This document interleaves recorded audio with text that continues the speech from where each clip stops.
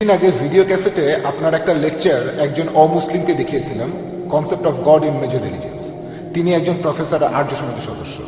তিনি আমাকে একটা প্রশ্ন করেছেন। প্রত্যেক ধর্মই বলছে যে ঈশ্বর দয়ালু, কিন্তু দেখা গেল যে একই দিনে মুসলিম, হিন্দু আর খ্রিস্টান তারা নিজের মতো পূজা করে, আর একইভাবে কিছু উপজাতি তারাও এমন পূজা করে সূর্যকে।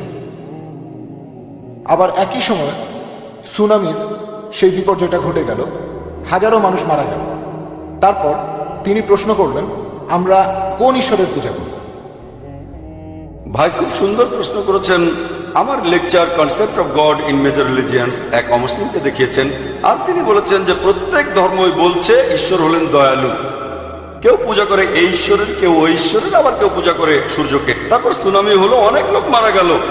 সেখানে অনেক ধর্মের লোক ছিল, অনেক হিন্দু ছিল, মুসলিম ছিল, খ্রিস্টান ছিল। তাহলে কোন ঈশ্বরের পূজা করব আর কোন ঈশ্বর দয়ালু? এখন বিভিন্ন ধর্মের উপরে আমি একজন ছাত্র। বেশিরভাগ ধর্মই বলে ঈশ্বর দয়ালু, তবে ইসলাম ধর্মে বলা হয়েছে আল্লাহ রহমানুর রাহিম, দয়ালু, পরোপকারী। এছাড়া পবিত্র কোরআনে সূরা নিসার 40 নম্বর আয়াতে উল্লেখ করা হয়েছে যে কারো উপর আল্লাহ অনুপরিমাণও অবিচার করেন না। দয়ালু হওয়ার পাশাপাশি তিনি ন্যায় বিচারক। তিনি দয়ালু আর ন্যায়বান। যেমন ধরেন, একজন লোক কাউকে ধর্ষণ করলো, এখন আল্লাহ তো দয়ালু, এই ধর্ষককে মাফ করে দেন। আল্লাহ এই ধর্ষককে মাফ করলে আমি সেটাকে দয়া বলবো না। এখানে যে ধর্ষিত হয়েছে তার কি হবে? যে ধর্ষিত হয়েছে সে তখন বলবে আল্লাহকে, এটা কোন ধরনের বিচার? তখন আল্লাহ কি উত্তর দেবেন? আমি দয়ালু তাই মাফ করে দিয়েছি। এটাকে কি সুবিচার বলবেন আপনি? না, আল্লাহ দয়ালু, তবে একই সাথে ন্যায় বিচারক। তাহলে আল্লাহ একই সাথে ন্যায়বান আর দয়ালু। কাউকে শাস্তি দেওয়া উচিত। আল্লাহ যদি ক্ষমা করে দিতে চান সেটা আলাদা ব্যাপার, তবে তার শাস্তি হওয়া উচিত। যদি ধর্ষণ করে, যদি ইসলামিক দেশে হয়, মৃত্যুদণ্ড হওয়া উচিত। এরপরে আল্লাহ যদি ক্ষমা করে দিতে চান সেটা আল্লাহর ইচ্ছা। তবে তিনি ন্যায়বান, দয়ালু হওয়ার পাশাপাশি তিনি ন্যায়বান। এখন কোনো জায়গায় সুনামি হলো, কোথাও কোনো বিপর্যয় হলে আমাদের বুঝতে হবে আল্লাহ পবিত্র কোরআনে বলেছেন, সূরা মুলকের 2 নম্বর আয়াতে উল্লেখ করা হয়েছে, আল্লাহ জি খালাকাল মাউতা ওয়াল হায়াতা, আল্লাহ সৃষ্টি করেছেন মৃত্যু ও জীবন পরীক্ষার জন্য। কে তোমাদের মধ্যে কাজে উত্তম? এই জীবনটা পরকালের জন্য পরীক্ষা। আল্লাহ পরীক্ষা করছেন কে ভালো আর কে খারাপ। তাহলে যখনই কোনো বিপর্যয় হয়, ইসলামিক শরিয়া অনুযায়ী, ইসলামিক নীতি অনুযায়ী কোন রকম বিপর্যয় দেখা দিলে দুটো ব্যাপার হতে পারে। হয় এটা একটা পরীক্ষা মানুষের জন্য, অথবা একটা শাস্তি। যেসব মানুষ খারাপ তাদের জন্য এটা একটা শাস্তি, ভালোদের জন্য এটা পরীক্ষা। যার পরীক্ষা নেওয়া হচ্ছে সে হতে পারে ভালো বা খারাপ, তাহলে হয় পরীক্ষা নয়তো শাস্তি। যদি ভালো কিছু ঘটে যে কোনো মানুষের জন্য এটা হয় পরীক্ষা নয়তো পুরস্কার। সে ভালো মানুষ হলে এটা পুরস্কার, যদি ভালো মানুষ না হয় তাহলে তখন পরীক্ষা, হয় পুরস্কার নয় পরীক্ষা। যদি জীবনে কোনো বিপর্যয় দেখা দেয় সেটা তাহলে হয় শাস্তি নয়তো পরীক্ষা। তাহলে জীবনে কোনো বিপর্যয় দেখা দিলে হয় সেটা শাস্তি নয়তো পরীক্ষা। তাহলে সুনামির ক্ষেত্রে হাজার হাজার মানুষ, লাখ লাখ মানুষ মারা গেছে। এখন এই যে লাখ লাখ মানুষ মারা গেল, হয়তো অনেকে ভালো ছিল, ধার্মিক লোক, তাদের পৃথিবীর পরীক্ষা শেষ। পরীক্ষার সময় শেষ হলে, ঘন্টা বেজে গেলে খাতা তো জমা দিতে হয় না? তাহলে ভালো মানুষ যারা মারা গেছে প্রত্যেকের সময় শেষ। প্রত্যেকেই যারা মারা গেছে তাদের পরীক্ষার সময় শেষ হয়ে গেছে। তার মানে এই না যে সেখানে সবাই ফেল করেছে। ধরেন পরীক্ষার সময় 3 ঘন্টা, সময় শেষ হলে টিচার সবার খাতা নিয়ে নিল। আরে টিচার নিয়ে গেছে, সময় তো শেষ, ফেলিস। খাতাগুলো নেয়ার পরে টিচার সেগুলো চেক করলো, হ্যাঁ এই ছেলেটা তো বেশ ভালোই লিখেছে, পাস, ফেল। তাহলে পরীক্ষার সময় শেষ হলে অনেকেই ভালো মানুষ ছিল, নিয়মিত নামাজ পড়েছে, নিয়ম মেনেছে, তারা বেহেশতে যাবে। আবার অনেকে আল্লাহকে মানেনি, তারা অসৎ ছিল, ধর্ষণ করেছে, চুরি করেছে, দোজখে যাবে। তাহলে কেউ মারা গেলে এমন না যে সেটা শাস্তি, তার সময় শেষ। কিন্তু যখনই এমবিবিএস পাস করবেন, bachelor of medicine, bachelor of surgery, নামের আগে ডক্টর থাকবে, ডক্টর। কিন্তু এই পরীক্ষায় পাস করা কঠিন। বিয়েতে বেশিরভাগ পাস করে, এমবিবিএস এটা কঠিন, এখানে সবাই অ্যাডমিশনই পায় না। তাহলে এমন হতে পারে এই বাবা মা দুজনেই খুব ধার্মিক, আল্লাহ তাদের আরো পরীক্ষা করছেন। আরেকটু বিপদে ফেলে দেখি তারপরও তারা আমাকে বিশ্বাস করে কিনা, নাকি এই বিপদে পড়ে তারা আমার ইবাদত করা বন্ধ করে দেয়। একটা সন্তান মারা গেছে, সেই সন্তান তো 10 বছর বেঁচে ছিল, আল্লাহকে ধন্যবাদ জানান। অনেকের তো কোনো সন্তানই নেই, এজন্য আল্লাহকে ধন্যবাদ জানান। তখন আল্লাহ তাদের শুধু জান্নাতই দেবেন না, জান্নাতুল ফেরদৌস, সাধারণ কোনো বেহেশত না, সবচেয়ে সেরা বেহেশত। কিছু লোক শাস্তি পাবে। তুমি ভেবেছিলে তোমার ক্ষমতা আছে, ভেবেছিলে তোমার টাকা আছে, সন্তানকে রক্ষা করতে পারবে, তুমি সব করতে পারো, আচ্ছা তোমার সন্তান মারা গেল, তারপরও সে খারাপ কাজ করবে, নয়তো বদলে যাবে। তাহলে কোনো বিপর্যয় আসলে সেটা হয় পরীক্ষা, নয়তো শাস্তি। অনেক লোক যারা খারাপ মানুষ, চোরাচালানি করে, চরিত্র খারাপ, তারা খুব ধনী, এটাকে কি পুরস্কার বলবেন? এটা পরীক্ষা। ভাবছেন টাকা সবকিছু করতে পারে, আচ্ছা আল্লাহ টাকা দিলেন, এটা তাদের জন্য পরীক্ষা, কোনো পুরস্কার না। তা না হলে মুসলিমরাই সবচেয়ে ধনী হতো, ঠিক? আর মুসলিমরাও সবাই মুসলিম নয়, কারণ অনেকেই শুধু নামে মুসলিম। শুধুমাত্র আব্দুল্লাহ, জাকির বা মোহাম্মদ নাম হলে মুসলিম হয়ে যাবে না। মুসলিম মানে যে আল্লাহর কাছে আত্মসমর্পণ করে, তাহলে আল্লাহর কাছে আত্মসমর্পণ করলে মুসলিম। তবে অনেকে শুধু নামে মুসলিম, আব্দুল্লাহ, জাকির, সুলতান, মোহাম্মদ, বুঝতে পেরেছেন? তাহলে আমরা বুঝলাম যে এটা একটা পরীক্ষা। যেমন ধরেন MBBS পরীক্ষায় পাশ করা খুবই কঠিন, রাত জেগে পড়েন তারপর পারবেন। আল্লাহ পবিত্র কোরআনে বলেছেন, তোমাদেরকে পরীক্ষা না করে জান্নাতে পাঠিয়ে দেব। সূরা বাকারার 155 নম্বর আয়াতে আছে, অবশ্যই তোমাদের পরীক্ষা করব, ভয় আর ক্ষুধা দিয়ে, ক্ষয়ক্ষতি দিয়ে, জীবনের, ধন সম্পদের, তোমাদের ফল ফসলের ক্ষয়ক্ষতি দিয়ে। আল্লাহ পরীক্ষা করছেন, অবশ্যই পরীক্ষা করছেন। পৃথিবীর জীবনটাই পরীক্ষা। পরীক্ষাটা এক এক ক্ষেত্রে এক এক রকম। পরীক্ষা যদি কঠিন হয়, টিচার সহজভাবে খাতা দেখেন, পরীক্ষা সহজ হলে টিচার কঠিনভাবে খাতা দেখেন। ইহকালের জীবনটা পরকালের জন্য একটা পরীক্ষা। সেজন্য আল্লাহ কোরআনে বলেছেন, যারা আল্লাহকে বিশ্বাস করে তারা সবসময় বলে আলহামদুলিল্লাহ। অর্থাৎ সমস্ত প্রশংসা আল্লাহর, আমরা মানি, আমরা চেষ্টা করি, আর বাকিটা আল্লাহ তাআলাই করবেন। একইভাবে সুনামি, এটা একটা উদাহরণ। তোমরা ভাবো তোমাদের অনেক শক্তি, সবচেয়ে শক্তিশালী, তারপর হারিকেন আসলো, ক্যাটরিনা, কি হলো? ইরাক আর আফগানিস্তানে যত খরচ, তার চেয়ে বেশি ক্ষতি শুধুমাত্র একটা হারিকেনে। এটা আল্লাহর জন্য খুব সহজ, খুব সহজ। তোমরা ভাবো যে তোমরা এই, তোমরা ওই, আল্লাহ দেখাবেন তার নিদর্শন কয়েক সেকেন্ডের মধ্যে। তোমাদের সব ক্ষমতা আর প্রযুক্তি কোনো কাজে আসবে না, এই সব কিছু আল্লাহর নিদর্শন।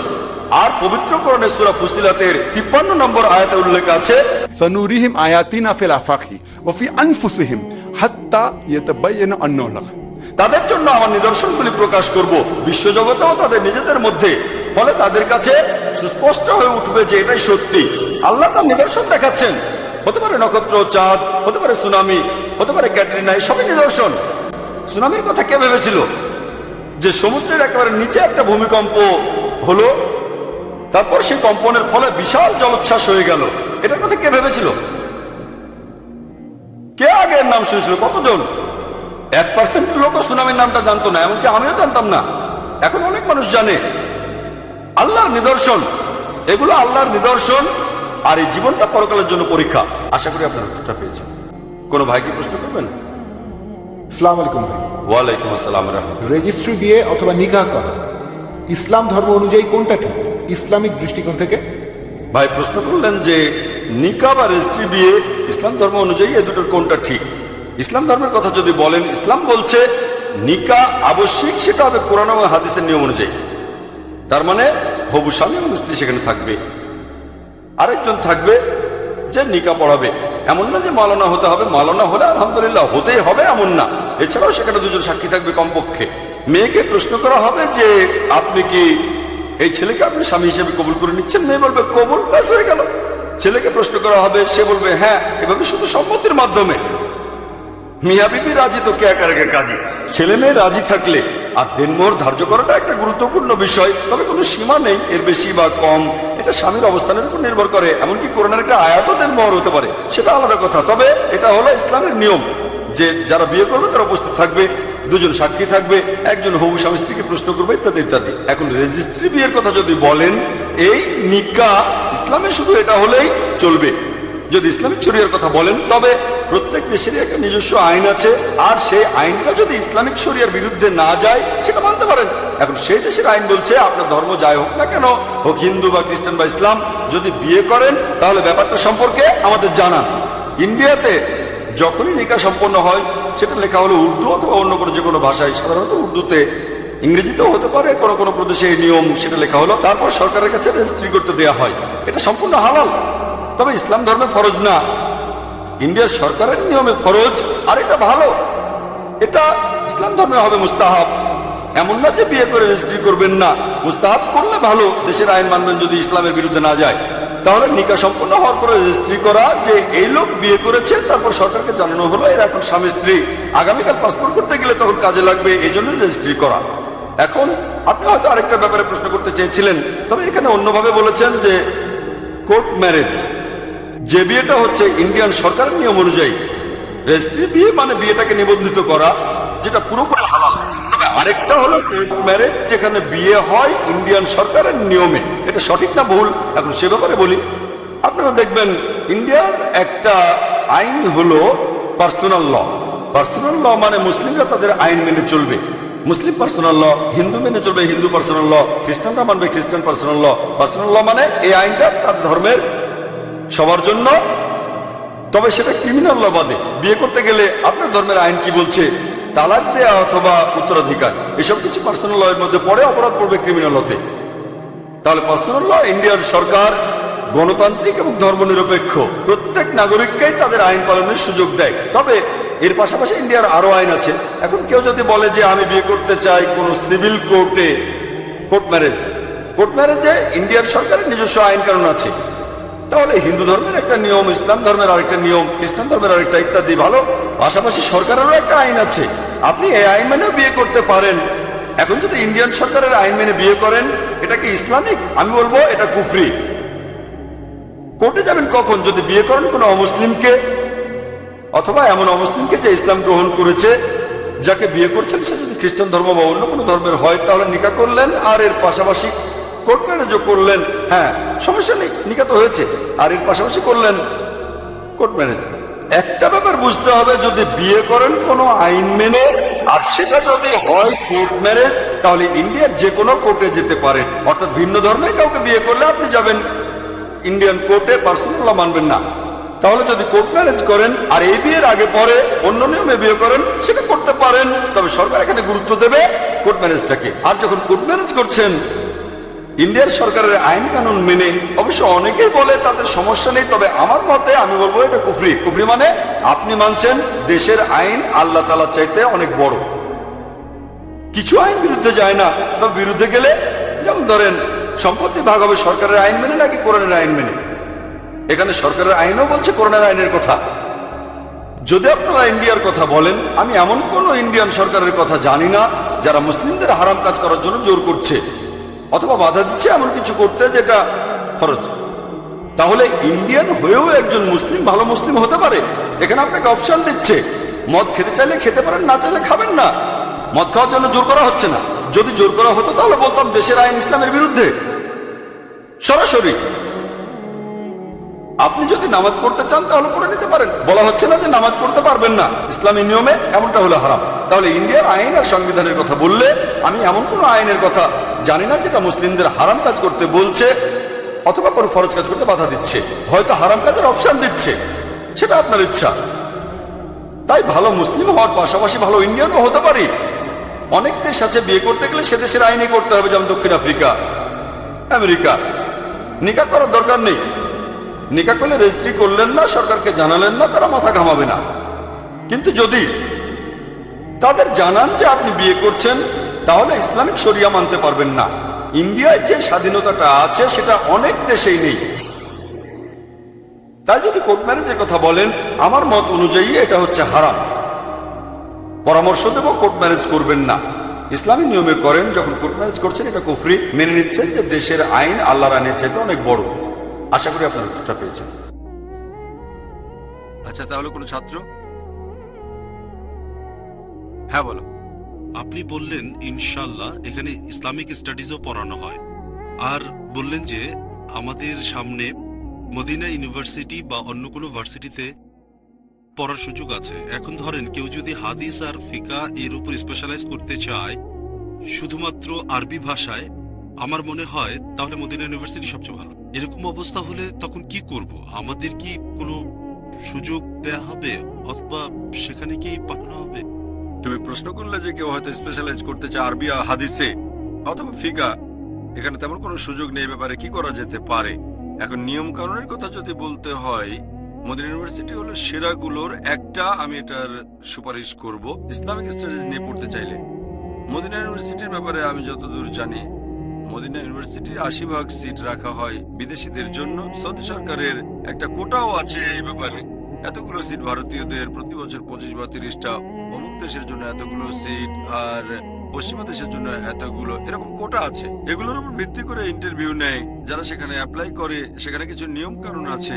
যারা অ্যাপ্লাই করবে তারা কমপক্ষে 12 স্ট্যান্ডার্ড পাস করবে অথবা সাধারণ মাদ্রাসা থেকে আলিম পাস করবে, যে কোনো মাদ্রাসা, আর তার বয়স হবে 25 বছরের কম, এরকম কিছু নিয়ম। আমি ঠিক বিস্তারিত জানি না। নিয়মটা এরকমই, বয়সের নির্দিষ্ট সীমা আছে।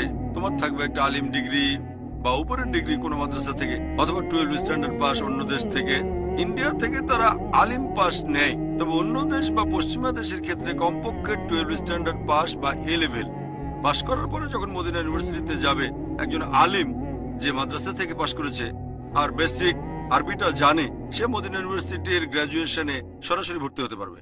তারপর সে পড়তে পারে বিএ ইন হাদিস অথবা বিএ ইন শরিয়া, ফিকা অথবা বিএ ইন তাফসির। যে সাবজেক্ট বেছে নেবে তার উপরে নির্ভর করবে। তবে যে আরবি ভাষা জানে না আর এখানে ভর্তি হতে চায়, তাকে 2 বছর একটা কোর্স করতে হবে, সার্টিফিকেট ফর অ্যারাবিক। যে ছাত্র এসেছে পশ্চিমা দেশ থেকে বা ইন্ডিয়া থেকে, যে আরবি ভাষা জানে না, তাকে এই কোর্সটা করতে হবে। আর তারপরে সে ব্যাচেলর কোর্সে ভর্তি হবে, মানে বিএ। তারপরে স্পেশালাইজ করবে হয়তো হাদিসে অথবা ফিকা অথবা লোগা, আরবি লোগা, এরকম কিছু। এরপরে আবার আছে মাস্টার্স, এটা পড়ানো হয় 3 বছর। এরপর আছে পিএইচডি, এটাও নাম্বারের উপর নির্ভর করবে। তবে ভারতে আমি যতদূর জানি শুধু মাদ্রাসা ছাত্র নেওয়া হয়। অন্যান্য দেশে যেমন পশ্চিমা দেশগুলোতে 12 স্ট্যান্ডার্ড পাস ছাত্র নেয়। তবে আলহামদুলিল্লাহ আমাদের স্কুলের ব্যাপারে যদি বলতে হয়, আমাদের স্কুলের আরবির স্ট্যান্ডার্ড বেশ ভালো, তাই আমাদের ছাত্রদের জন্য সরাসরি ভর্তি হতে কোনো সমস্যা হবে না বিএ প্রোগ্রামে। তোমার প্রশ্ন ছিল ওখানে ভর্তি হবো কিভাবে। সত্যি বলতে, যদি আল্লাহ চান, অবশ্য তারপরে তাদের রেকমেন্ডেশন প্রয়োজন। আমাদের কোনো ছাত্র ভর্তি হতে চাইলে আমি তাকে রেকমেন্ড করব, ইনশাল্লাহ সম্ভাবনাটা বেশি থাকবে। তবে এর পাশাপাশি আমি যে কাজটা করতে চাই, আমি এখানে মদিনা ইউনিভার্সিটির মতো পরিবেশটা তৈরি করতে চাই। আমার ইচ্ছা এরকমই, আল্লাহ সেটা পূরণ করবেন কিনা তিনিই জানেন। আমার নিয়ত আছে। আর তারপরে আরো কিছু যোগ করব। বর্তমান প্রেক্ষাপটে যদি বলো, বিদেশি ছাত্রদের জন্য সেরা একটা ইউনিভার্সিটি হলো মদিনা। এছাড়াও ইমাম সৌদ ইউনিভার্সিটি, ইমাম সৌদ ইউনিভার্সিটি, এটা আছে রিয়াদে, এটাও বেশ ভালো ইউনিভার্সিটি। তবে তারা খুব কম বিদেশি ছাত্র নেয়, দেশি ছাত্র বেশি পড়ে। এটাও একটা ভালো ইউনিভার্সিটি। বিদেশি ছাত্রদের জন্য আছে মদিনা ইউনিভার্সিটি, তারপর মক্কার উম্মুল কুরা। আমার ইচ্ছা আছে যে এখানে আমরা বাইরে থেকে সেরা টিচারদের নিয়ে আসব, যাতে করে এরকম ইউনিভার্সিটি চালু করতে পারি। আর সেখানে যেসব বিষয় নিয়ে পড়া যায় আমরা তার সাথে যোগ করব, হয়তো মিডিয়া, মানে পাবলিক লেকচার। আমাকে বেশ কয়েকবার মদিনা ইউনিভার্সিটিতে আমন্ত্রণ জানানো হয়েছে, তারপর উম্মুল কুরাতে, এছাড়া পৃথিবীর অন্যান্য ইউনিভার্সিটিতেও দাওয়া কোর্সের উপর ট্রেনিং দেওয়ার জন্য। তবে ব্যস্ততার জন্য সময় বের করা কঠিন। ইসলামিক ইউনিভার্সিটি অব মদিনায় বা ইমাম সৌদ ইউনিভার্সিটি, আমার জানা মতে ইমাম সৌদ ইউনিভার্সিটির রেটিংটা একটু ভালো মদিনা ইউনিভার্সিটির চেয়ে। আর ইমাম সৌদে ভর্তি হওয়াটা মদিনা ইউনিভার্সিটির চেয়ে একটু কঠিন। তবে আলহামদুলিল্লাহ দুটো ইউনিভার্সিটি খুব ভালো, উম্মুল কুরাও ভালো। এটা ক্লাস 10 এর পরে না 12 এর পরে? 12 এর পরে, 10 এর পরে না। যদি কোনো মাদ্রাসা থেকে আলিম পাস না হও, তাহলে 12 স্ট্যান্ডার্ড পাস করতে হবে, এ লেভেল, অর্থাৎ আইজিসিএসসি। এখানে পাস করলে তারপর ওখানে ভর্তি হতে পারবে। সাধারণত নন মাদ্রাসার ছাত্রদেরকে তারা নেয় না, আমি এরকমই জানি, শুধু মাদ্রাসা। তবে ইনশাল্লাহ যেহেতু আমাদের স্কুলের আরবির মান ভালো, মাশাআল্লাহ, আমাদের ছাত্ররা আরবিতে কথা বলতে পারে, শুধু ইন্টারভিউ দিতে হবে। আর আমি নিশ্চিত আমাদের ছাত্ররা ইন্টারভিউতে খুব ভালো করবে, তবে আসলে সীমিত। আর ইনশাল্লাহ মদিনা ইউনিভার্সিটির সাথে আমার বেশ ভালো যোগাযোগ আছে। আমার মতে এটা সহজ ব্যাপার, ইনশাল্লাহ। আশা করি উত্তরটা পেয়েছো। আসসালামু আলাইকুম। ওয়ালাইকুম আসসালাম রহমতুল্লাহ বারাকাতুহু। ক্লাস 10 পাস করার পরে ছাত্রছাত্রীরা পছন্দ মতো অপশন বেছে নিতে পারবে, নাকি এখানেও শর্ত থাকবে? এই স্কুলের কথা বলছো নাকি বাইরে? এই স্কুলে এই স্কুলের ব্যাপারে যদি বলতে হয়, মাশাআল্লাহ, যখন 10 স্ট্যান্ডার্ডে আইজিসিএসসি পরীক্ষা দেবে সেখানে কিছু অপশন আছে। সত্যি বলতে আইজিসিএসসি তে অনেক অপশন আছে। সেখানে 50টা বা 100টা সাবজেক্ট থেকে বেছে নিতে হবে। অবশ্যই 50টার বেশি, আরো অনেক বেশি হবে। আর সেখানে অনেক অপশন আছে। এগুলোর মধ্যে আইজিসিএসসির নিয়ম অনুযায়ী তোমাকে 5টা সাবজেক্টে পাস করতে হবে। যদি 5টা সাবজেক্টে পাস করো তাহলে সার্টিফিকেট পাবে তুমি 10 স্ট্যান্ডার্ডে আইজিসিএসসি পাস করেছো। এটা হচ্ছে ও লেভেল। এখন তুমি যতগুলো সাবজেক্টে খুশি পরীক্ষা দিতে পারো, তবে 5টার কম পরীক্ষা দিলে কোনো সার্টিফিকেট পাবে না তুমি। কিন্তু পরীক্ষা দিতে পারো 6টা, 7টা, 8টা বা 9টা, তোমার যতগুলো খুশি। আর ভারতের বেশিরভাগ স্কুলে যেটা করা হয়, তারা 6-7টা সাবজেক্টে পরীক্ষা দেয়। বেশিরভাগ স্কুল 6টা বা 7টা। আর এইসব স্কুলে বেছে নিতে হয় হয়তো 15টা সাবজেক্টের ভেতর থেকে। কিছু স্কুলে 10টার মধ্যে থেকে বেছে নেবে 6টা বা 7টা, কোন স্কুলে 8টার মধ্যে থেকে 6টা বা 7টা, কোথাও হয়তো 12টা। এরকম অনেক অপশন আছে, অনেক সাবজেক্ট আছে। মিউজিক আছে, ভালো খারাপ, হালাল হারাম সবকিছু আছে। মিউজিক, ডান্সিং, এটা ওটা, এরকম অনেক সাবজেক্ট আছে। আমাদের স্কুলে আমি এরকম ঠিক করেছি যে আমাদের ছাত্ররা 9টা সাবজেক্টে পরীক্ষা দেবে। 6টা 7টা না, 9টা সাবজেক্ট। যে 9টা সাবজেক্ট ঠিক করেছি তোমরাও জানো। ইংলিশ হলো আবশ্যিক, এখানে অপশন নেই। অন্য সাবজেক্ট অপশন আছে। আমরা ঠিক করেছি ইংলিশ, তারপর ম্যাথস, এরপর ফিজিক্স, কেমিস্ট্রি, বায়োলজি। এই 3টা সাবজেক্টই আলাদা। এগুলো একটা সাবজেক্ট না। যেমন অন্য স্কুলে যদি 10 স্ট্যান্ডার্ডে পড়ো, সায়েন্স হচ্ছে একটা সাবজেক্ট, আইজিসিএসসি তে ফিজিক্স একটা সাবজেক্ট, বায়োলজি আর কেমিস্ট্রি 3টাই আলাদা সাবজেক্ট। তাহলে সাবজেক্টগুলো প্রথমে ইংলিশ, তারপর ম্যাথস, 3 ফিজিক্স, 4 কেমিস্ট্রি, 5 বায়োলজি। এগুলোর পাশাপাশি আছে আইসিটি। প্রথমে তোমরা কম্পিউটার সাবজেক্ট পড়বে, কারণ আগে তোমরা কম্পিউটার নিয়েছিলে। তবে আইসিটি আর কম্পিউটারের বেশিরভাগ জিনিস একই রকম। আর আইসিটি আরো বেশি প্র্যাকটিক্যাল, অন্য যন্ত্রপাতি সম্পর্কেও জানা যায়, যেমন মোবাইল আর বিভিন্ন প্রযুক্তি। এটার ব্যবহারিক প্রয়োগটা আরো অনেক বেশি। সেজন্য আগামী বছরে চালু হবে আইসিটি। এই বছরে তোমরা কম্পিউটার পড়বে 6 নম্বর, আইসিটি অ্যান্ড কম্পিউটার। 7 নম্বর বিজনেস স্টাডিজ, 8 নম্বর আরবি ল্যাঙ্গুয়েজ, 9 নম্বর ইসলামিক স্টাডিজ। তোমাকে পাস করতে হবে 5টা সাবজেক্ট, আর ইংলিশ আবশ্যিক। তার মানে এই না যে ইংলিশ আর অন্য 4টা সাবজেক্টে মনোযোগ দেবে। সবগুলো সাবজেক্টে সমান মনোযোগ দিতে হবে। আর যখন পরীক্ষা দেওয়ার জন্য বসবে, তার জন্য আলাদা 2টো সময় আছে তোমাদের। হয় পরীক্ষা দেবে অক্টোবর নভেম্বরে, অথবা পরীক্ষা দেবে মে জুনে। এই 2টো সময় আইজিসিএসসি পরীক্ষা দিতে পারো। আর এ ব্যাপারটা এমন না যে 9টা সাবজেক্টে একসাথে পরীক্ষা দিতে হবে। হয়তো 4টা সাবজেক্টের উপর পরীক্ষা দিলে অক্টোবর নভেম্বরে, আর 5টা দিলে মে জুনে, অথবা 2টো সাবজেক্টে অক্টোবর নভেম্বরে, 7টা সাবজেক্ট দিলে মে জুনে, অথবা প্রথমে মে জুন তারপর অক্টোবর নভেম্বর। এটা তোমার ইচ্ছা, অথবা 9টা একসাথে। এগুলোর ভিত্তিতে ইনশাল্লাহ আগামী বছর আমরা ভালোভাবে প্রস্তুতি নেব। তোমরা আগে থেকেই 2-1টা সাবজেক্ট ঠিক করতে পারো। হয়তো তুমি আরবিতে বেশ ভালো, অথবা ইসলামিক স্টাডিজ, অথবা হয়তো আইসিটি বা বিজনেস স্টাডিজ। এরকম 2-3টা দিলে অক্টোবর নভেম্বরে, বাকি 5টা বা 6টা দিলে মে জুনে। তবে এই বছরে যেহেতু নতুন টেকনিকটা আমরা জেনেছি আইসিজিএসসি সম্পর্কে, এবছরে ইনশাল্লাহ 9টা সাবজেক্টের সবগুলোর উপর পরীক্ষা দেবে তোমরা মে জুনে। এখানে সুবিধা হলো 2 মাস সময় পাচ্ছ। সাধারণত তোমাদের স্কুলে পরীক্ষা হয় মার্চ এপ্রিল মাসে, ঠিক? এখানে তোমরা পরীক্ষা দেবে মে জুন, তাহলে 1.5 মাস সময় বেশি পাচ্ছ অন্যান্য ছাত্রছাত্রীদের তুলনায়। এবছরে তোমরা পরীক্ষা দেবে 10 স্ট্যান্ডার্ডে। এটার উপর নির্ভর করে যখন পাশ করবে 10 স্ট্যান্ডার্ড, তখন যে কোনো স্কুলে যেতে পারো, কারণ এখানে সার্টিফিকেট দেবে কেমব্রিজ ইউকে। তোমরা 11 স্ট্যান্ডার্ড পড়তে পারবে যে কোনো কলেজে। মার্কের উপর নির্ভর করবে। বোম্বের যে কোনো কলেজে হতে পারে, জেভিয়ার্স অথবা অন্য যে কোনো কলেজ। ভারতের মধ্যে বোম্বের বাইরের কলেজে, এমনকি ভারতের বাইরের কলেজেও যখন তুমি পাবে সার্টিফিকেটটা আইজিসিএসসি, তারপর তুমি যে কোনো স্কুল অথবা কলেজে ভর্তি হতে পারো। ইউরোপে, ইংল্যান্ডে, আমেরিকায়, কানাডায়, মার্কের উপর এটা নির্ভর করবে। এটা আন্তর্জাতিক স্বীকৃত একটা সার্টিফিকেট বোর্ডও, যদিও আমরা সার্টিফিকেট আন্তর্জাতিকভাবে খ্যাতিসম্পন্ন, আর এগুলো পৃথিবী জুড়ে স্বীকৃত। এজন্য আমরা আইজিসিএসসি বেছে নিইনি যে ছাত্ররা বিদেশে চলে যাবে। তবে চাইলে যেতে পারে, কেউ বাধা দেবে না। কারণ হলো সবাইকে দেখিয়ে দেওয়া যে তোমরা যখন সার্টিফিকেট পাবে সেটা হবে একেবারে আন্তর্জাতিক মানের। আশা করি উত্তরটা পেয়েছো। কোনো ছাত্র কি প্রশ্ন করবে? টিচাররাও চাইলে করতে পারেন, যাতে তাদের ভালোভাবে গাইড করতে পারেন। হ্যাঁ রেহান। আসসালামু আলাইকুম। ওয়ালাইকুম আসসালাম রহমতুল্লাহ। আপনি বললেন যে 5টা ব্রাঞ্চ থাকবে ক্লাস 12 এর পরে। আমাদের এই স্কুলে কি আর্টস, কমার্স আর সায়েন্স থাকবে?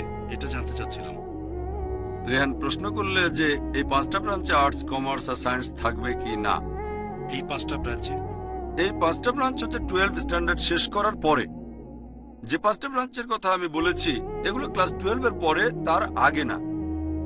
সেটা হতে পারে বিএমএম, অথবা বিএ ইন ইসলামিক স্টাডিজ, অথবা হতে পারে বিএ ইন দাওয়া, বিএড। এটা ব্যাচেলর ডিগ্রির পরে, এটা আরো পরে। ব্যাচেলরের পরে আসবে বিএড। এগুলো সবগুলোই হচ্ছে 12 স্ট্যান্ডার্ডের পর। 12 স্ট্যান্ডার্ডে তোমরা 3টা স্ট্রিম পাবে, 3টা ভাগ থাকবে, আর্টস, কমার্স আর সায়েন্স। আমি যে 5টা ব্রাঞ্চের কথা বলেছি এগুলো মূলত আর্টসের বিষয়। তবে সায়েন্সের ছাত্র যে কোনো ব্রাঞ্চে ভর্তি হতে পারে, কারণ যখন সায়েন্স, আর্টস আর কমার্সের তুলনা করবে, সায়েন্স থেকে যে কোনো দিকে যাওয়া যায়, কিন্তু আর্টস থেকে সায়েন্সে যাওয়া যায় না। তুমি 12 পর্যন্ত আর্টসে পড়ে বিএসসি তে যেতে পারবে না, কিন্তু 12 পর্যন্ত সায়েন্স পড়ে বিএ আর্টসে যেতে পারো। তারপর কমার্স থেকেও তুমি আর্টসে চলে যেতে পারো। আমাদের এই 3টা ভাগ আছে। এখানেও এই 3টা ভাগে অনেকগুলো অপশন আছে, অনেকগুলো অপশনের নিয়ম আছে। সবগুলো দিচ্ছি না, আমরা সেই অপশনগুলো দেব যেগুলো এই 5টা ব্রাঞ্চের সাথে মানানসই। এছাড়াও মানানসই হবে ডাক্তার, ইঞ্জিনিয়ারিং এ। যে ছাত্ররা সায়েন্স নিয়ে পড়বে, আমার একটা ইসলামিক মেডিকেল কলেজ করারও ইচ্ছা আছে। সেটা আমি করবো নাকি তোমরা করবে জানি না। আমি যদি না পারি ইনশাল্লাহ তোমরা পারবে। কি বলো, ঠিক না ভুল? যদি আমি না পারি আইআইএস এর ছাত্ররা করতে পারবে ইনশাল্লাহ। হোক আইআইএস বোম্বে, চেন্নাই বা পৃথিবীর অন্য কোনো দেশে। আমাদের এই ক্ষুদ্র জীবনে আসলে সবকিছু করা সম্ভব না, তবে ইচ্ছা আছে যে প্রথমে আমরা এই 5টা ব্রাঞ্চ চালু করব, তারপর ইনশাল্লাহ পরে চালু করব মেডিসিন, ইনশাল্লাহ মেডিকেল কলেজ, ইনশাল্লাহ ইঞ্জিনিয়ারিং কলেজ, তারপর অন্যান্য সাবজেক্টও, যাতে করে আমরা সব ব্রাঞ্চে সত্যিকারের মুসলিম হতে পারি। ওয়াকির দাওয়ানা আলহামদুলিল্লাহ রাব্বিল আলামিন। আসসালামু আলাইকুম স্যার। ওয়ালাইকুম আসসালাম রাহমাতুল্লাহি ওয়া বারাকাতুহু। 2 ধরনের ফিল্ডে পড়াশোনা করার ব্যাপারে কি বলবেন? যেমন সায়েন্স, আর্টস, কমার্স, আর অন্যদিকে মনে করেন দাওয়া অথবা সায়েন্স আর ইসলামিক স্টাডিজ, এ ব্যাপারে কি বলবেন? প্রশ্ন করলে যে দুটো আলাদা ফিল্ড নিয়ে পড়া, এ ব্যাপারে আমার মতামতটা কি। ইসলামিক ফিল্ডের পাশাপাশি সায়েন্স হয়তো এক প্রতিষ্ঠানে একটা, অন্য প্রতিষ্ঠানে আর একটা, একই সাথে করা যাবে কিনা কঠিন হবে, কারণ আমাদের কোর্সগুলো ফুল টাইম। শুধু ফুল টাইমে না, সারাদিনও লেগে যায়। লোকে এটাকে বলে ডে স্কুল, 8টা থেকে 4:30 পর্যন্ত। তবে হিফজ করলে সেটা হয়ে যাবে 7:30 পর্যন্ত। একসাথে 2 জায়গায় কন্টিনিউ করতে পারবে না। তুমি এখানে কিছুদিন ছুটি নিতে পারো, অথবা এখানে পড়া শেষ করে অন্য জায়গায় পড়তে পারো। তবে একসাথে পড়াটা কঠিন। একসাথে আইএএস আর অন্য জায়গায় পড়া, এটা আমাদের ক্লাসগুলো অনেক লম্বা। হ্যাঁ, পার্ট টাইম কিছু পড়তে পারো, ফুল টাইম না।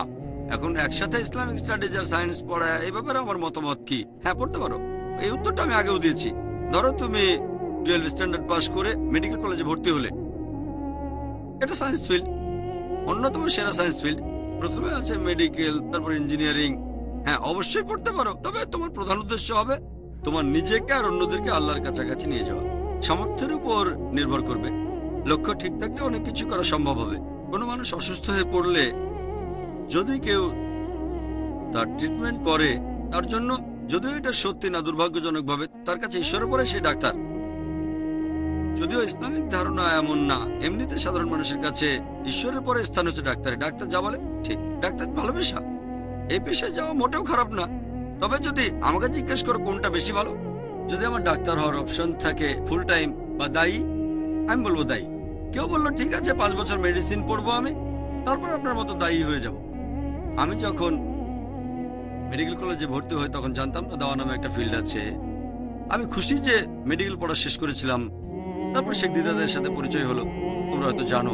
আমি যখন সেকেন্ড ইয়ারে বোম্বের নায়ার হাসপাতালে, তখন দাওয়ার কাজ আমি শুরু করেছিলাম। তারপর যখন ডাক্তারি পাশ করলাম, অনেক সময় হয়তো তোমাদের বাবা মার ইন্টারভিউ নিয়েছি, হয়তো তোমার না অন্য কারো। প্রশ্ন করতাম আপনি কি চান, ছেলে বড় হয়ে কি হবে, মেয়ে বড় হয়ে কি হবে। বেশিরভাগই বলতো ডাক্তার। হ্যাঁ, ডাক্তার। বাইরে সবাই এটাই মনে করে আমি সেখান থেকে এসেছি, যে ডাক্তার মানে শ্রেষ্ঠ। আমাদের সমাজেও এই পেশার মানুষদের সম্মানটা অনেক বেশি। আমি শিওর 1%-এরও কম লোক আমি ডাক্তার বলে এখানে কথা শুনতে এসেছে। ডাক্তার অনেকেই আছেন যারা লেকচার দেন, এখানে 25 জনের বদলে 40 জন আসবে, এটা মানছি। ডাক্তার লিখছে তো ইসলাম নিয়ে কথা বলবে, কিন্তু উপরের স্তরে গেলে কেউ জিজ্ঞেস করবে না দারুল উলুম থেকে পাশ করেছেন, আপনি কি ডাক্তার, আপনি কি ইঞ্জিনিয়ার, আপনি কি গ্রাজুয়েট স্কুল পাশ করেছেন। আহমেদ দিদাত সবচেয়ে সেরা দৃষ্টান্ত, ক্লাস 6 পর্যন্ত পড়েছেন। তিনি খ্রিস্টান যাজক সম্প্রদায়কে চ্যালেঞ্জ করেছিলেন। তারা ছিল পৃথিবীর মধ্যে সেরা বক্তা, যেমন জিমি সোয়াগার্ট। আমার ক্ষেত্রেও আমি এরকম মনে করি না, হয়তো দর্শকদের 1%-এরও কম আমি ডাক্তার বলে আমার কথা শুনতে আসে। 1%-এরও কম, 0.1 না 0.01 আল্লাহ জানেন। যদি আপনার ছেলেকে উচ্চ স্তরের দায়ী বানাতে চান, ডাক্তার হওয়া আবশ্যক না। আসল হলো কিভাবে ইসলামকে তুলে ধরবেন বিজ্ঞান আর যুক্তির সাহায্যে। আরবি সম্পর্কে জ্ঞান থাকাটা ইম্পর্টেন্ট। আমি জানি সীমাবদ্ধতা কোথায়, সেজন্য আমি আমার ছেলেকে ডাক্তার বানাতে চাই না। লেকচার দিতে মেডিসিনের যেগুলো জানতে হবে সেটা ওকে আমি কয়েক মাসে শিখিয়ে দেবো, ব্যাস। 4.5 বছর পড়বে কেন? আমার ছেলে কেন 4.5 বছর সময় ব্যয় করবে? দিনে 15-16 ঘন্টা পড়বে, ক্রেজি। 5.5 বছর আমি এটা করতে দেব না। আমি করেছি আলহামদুলিল্লাহ, আল্লাহ যেটা করেছেন সেটা ভালোর জন্যই। কিন্তু পরে যখন জানতে পারলাম, এমন না যে আমি সেন্ট পিটার্সে পড়েছি তাও আমার ছেলেকেও পড়তে হবে। আমি জানি আমার সীমাবদ্ধতা কি। আমি নিজেকে শ্রেষ্ঠ বলে মনে করি না। আমি আরবি ভাষায় কথা বলতে পারি না, তাই ঠিক করেছি শুধু আমার ছেলে নয়, সব ছেলে মেয়েই, তারা সবাই আমার সন্তান, এরা আরবিতে কথা বলতে পারে। আর আমি লোকজনকে প্রায় বলি, আমি আইএএস এর ছেলে মেয়েকে 100 গুণ ভালো প্ল্যাটফর্ম দেব, অনেক বেশি সুযোগ দেব। আমি স্কুল কলেজে যা পেয়েছি তার চেয়েও বেশি দেব। এই প্রতিশ্রুতি নিয়ে স্কুল শুরু করেছি, যাতে 100 গুণ ভালো প্ল্যাটফর্ম দিতে পারি। তারা ভবিষ্যতে কি হবে সেটা আল্লাহর হাতে, আপনার আমার হাতে নেই। তবে সবকিছুর মধ্যে আল্লাহর সাহায্য 1 নম্বরে। যদি আমার মতামত চাও, অনুমতি আছে, দুটো করতে পারো। তবে নিয়ত থাকবে দাওয়া দেয়া। যদি নিয়ত থাকে যে আমি পৃথিবীতে খ্যাতি চাই, তারপর পৃথিবীতে ধন সম্পদ চাই, আমি মানছি এটা হতে পারে খ্যাতি। আল্লাহ চাইলে দিতে পারেন খ্যাতি। আমাদের নবী মুহাম্মদ সাল্লাল্লাহু আলাইহি ওয়াসাল্লামকে আল্লাহ সবচেয়ে বেশি খ্যাতি দিয়েছিলেন। সে সময় নবীকে আরবের লোকজন বলেছিল, তোমাকে পৃথিবীর মধ্যে সবচেয়ে ধনী বানিয়ে দেবো, আরবের রাজা বানাবো। নবী বলেছিলেন, যদি আমার ডান হাতে সূর্য দাও আর বাম হাতে চাঁদ এনে দাও, তারপরও ঈমান ত্যাগ করবো না। এজন্যই তিনি পৃথিবীতে সবচেয়ে ধার্মিক মানুষ। এখানে বুঝতে হবে, যদি আল্লাহর পথে নিজেকে উৎসর্গ করো, আমার মতে সেক্ষেত্রে দাওয়ার স্পেশালাইজেশন করা সবচেয়ে ভালো। আবারও পবিত্র কোরআন বলছে সূরা ফুসিলাত অধ্যায় 41 আয়াত 33, ওমান আহসানু ক্বাওলাম মিম্মান দাআ ইলাল্লাহি ওয়া আমিলা সলিহান ক্বালা ইন্নানি মুসলিম। কথায় সে ব্যক্তি অপেক্ষা উত্তম যে মানুষকে আল্লাহর দিকে ডাকে, সৎ কাজ করে আর বলে যে আমি মুসলিম। হ্যাঁ, তুমি বললে আমি সায়েন্স পড়বো, কারণ কোরআনের আয়াতের এই ব্যাপারটা আমাকে বুঝতে হবে, আমি এটা নিয়ে গবেষণা করব। হ্যাঁ, এই নিয়তে সায়েন্স পড়লে আমি বিজ্ঞানী হব। কোরআনের এই আয়াতের ব্যাখ্যা কেউ দিতে পারেনি, আমার বিশ্বাস ব্যাপারটা এরকম হবে। তারপর সায়েন্স পড়লে আর একজন বিজ্ঞানী হয়ে গেলে, যাতে মানুষ ভালোভাবে কোরআন বুঝতে পারে, আমি তোমার পক্ষে আছি। এটাই শ্রেষ্ঠ পেশা। আবার যদি বলো কিছুটা সায়েন্স আর কিছুটা দাওয়া দেব, এটা হলো আলহামদুলিল্লাহ ভালো তাদের চেয়ে। যারা শুধুমাত্র ডাক্তার হতে চায় ইসলাম বাদ দিয়ে, যারা ইসলাম বাদ দিয়ে শুধুমাত্র ইঞ্জিনিয়ার হতে চায়, সবাই নিজেকে উঁচু অবস্থানে দেখতে চায়, এখানে তোমাদের উদ্দেশ্য হবে সেরা হওয়া। আর নিয়তটা খুবই গুরুত্বপূর্ণ, কেন এটা করতে চাও। আশা করি উত্তরটা পেয়েছো।